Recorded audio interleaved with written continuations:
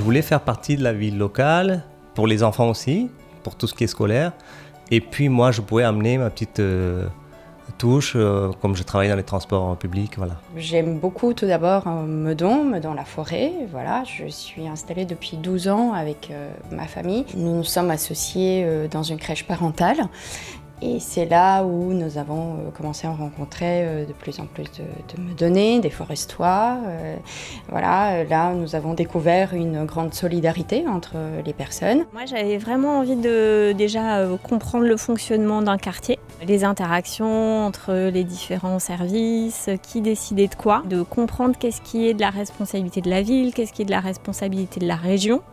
Et à travers ça, quand on réfléchit ensuite en équipe avec les autres conseillers, c'était hyper riche de se dire qu'est-ce qu'on peut proposer, imaginer de différents et trouver des solutions peut-être un peu innovantes. Je souhaitais partager certaines idées d'initiative. Et la deuxième raison, c'était comprendre certaines décisions prises par la mairie. L'idée nouvelle de démocratie participative sans scrutin, comme les conseils de quartier, donc a attiré mon attention. Donc dans un élan civique, j'ai posé ma candidature. Mon but, c'était plus aider la collectivité avec des choses que je pouvais connaître dans mon métier qui est l'informatique ou de manière générale sur ce que je pouvais voir. Je voulais rencontrer des gens et m'impliquer. Parce qu'en fait, on a eu un coup de cœur pour la ville, on ne voulait pas venir vivre à Paris et c'est cette ville qui nous a donné un coup de cœur pour venir nous installer à Paris avec mes enfants et mon mari.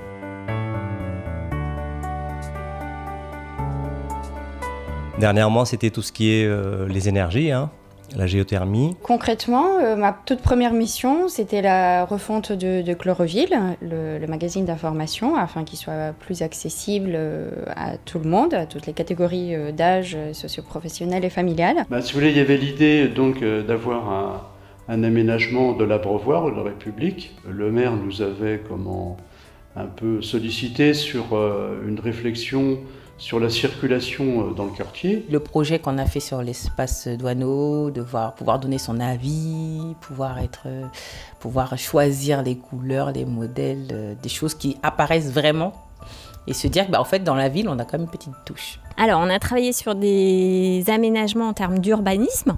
Donc par exemple sur des projets de sécurisation en fait, d'un axe routier, de protection de passages piétons à proximité des écoles. On a travaillé aussi sur des projets d'aménagement d'espaces verts pour les rendre du coup plus modernes, plus adaptés aussi et plus sympas pour les enfants et les familles. Les deux dossiers qui ont le plus retenu mon attention, c'est la végétalisation de la place Tony de Greff, qui était un gros projet qui nous a beaucoup mobilisés et qui a reçu des soutiens financiers d'autres organismes que de la ville de Meudon.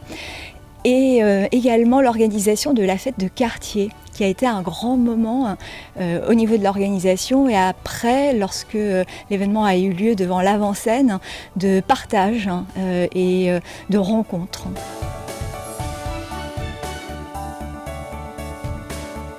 Pourquoi pas postuler aussi, parce que c'est super intéressant, parce qu'on est vraiment au cœur de tout ce qui se passe dans notre ville, quoi. Aujourd'hui, nous sommes dans un élan et au début du projet Meudon 2040. J'ai beaucoup aimé aussi la pluralité en fait des profils qui composent ces conseils de quartier. Voilà, tout âge, tout profil, des gens actifs, des gens non actifs. Voilà, c'est très divers, très représentatif. C'est aussi cette diversité, je trouve, qui a fait la force des discussions qu'on a pu avoir. J'ai découvert que c'était des grands moments de partage et de rencontres d'autres voisins avec des points de vue et des envies différentes. Et ça, c'était très, très enrichissant.